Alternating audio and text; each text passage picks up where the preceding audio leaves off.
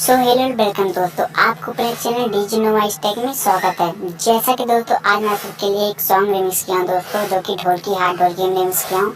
उसी सॉन्ग का दोस्तों आज मैं आपको नोवा स्टैक भी दूंगा।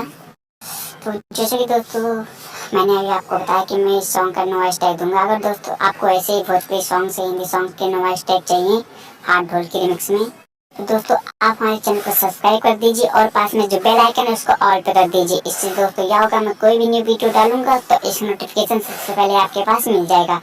तो दोस्तों चलें फटाफट बिना देरी की वीडियो को शुरू करते हैं और आपको सॉन्ग सुना देते हैं। दोस्तों वीडियो स्टार्ट करने से पहले मैं आपसे एक छोटी सी रिक्वेस्ट करूँगा कि दोस्तों इसमें जो हमारा सॉन्ग है उस जिप फाइल में रहेगा दोस्तों, जिसको अनजिप करने के लिए पासवर्ड लगेगा। तो दोस्तों वीडियो में 4 स्टेप का पासवर्ड रहेगा जो आपको कहीं पर भी शो हो जाएगा।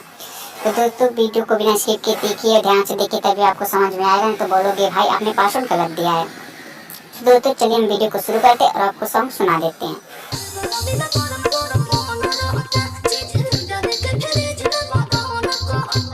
राजू राजू